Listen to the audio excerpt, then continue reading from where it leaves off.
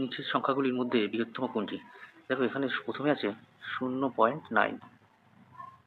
0.9 সমান সমান 0.9 আমরা 0.00 বসাতে পারি। আমরা একটা 0 বসিয়ে দিলাম।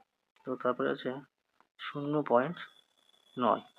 উপরে কি এটা রিপিটিং বার আছে, মানে আমরা 0.9, 9-এর মধ্যে একটা রিপিটিং বার আছে। এই রিপিটিং বার বলতে আমরা বারবার 9 পরে যত খুশি 9 লিখতে পারি। তারপরে কত হচ্ছে 0.09। তো এখানেও 9-এর মাথায় রিপিটিং বারটা রয়েছে। তার মানে আমাদের এখানে কি হবে 0.0। এবার যেহেতু 9-এর মাথায় রিপিটিং বার আছে, বারবার আমরা 9 লিখতে পারি। তারপরে দেখো 0.09।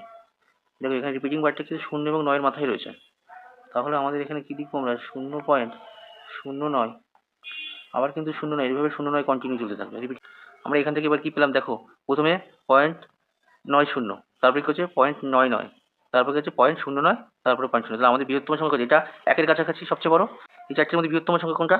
দেখো এখানে 0.999 সবচেয়ে বড় হচ্ছে। তারপরে কত হচ্ছে 0.9090, 0.99 বড়, তারপরে 0.90, তারপরে কি হচ্ছে 0.0909। এখানে 9 আছে, এখানে তাহলে এটা, তারপরে কি হচ্ছে 0.090। তাহলে থার্ড হচ্ছে এটা, ফোর্থ হচ্ছে এটা। তাহলে আমাদের এখানে কি বলেছিল, এর মধ্যে কোনটা বৃহত্তম সংখ্যা? তাহলে বৃহত্তম সংখ্যা আমাদের যদি এটা হয়, তাহলে আমাদের উত্তর কত হচ্ছে 0.9, মাথায় একটা রিপিটিং বার আছে।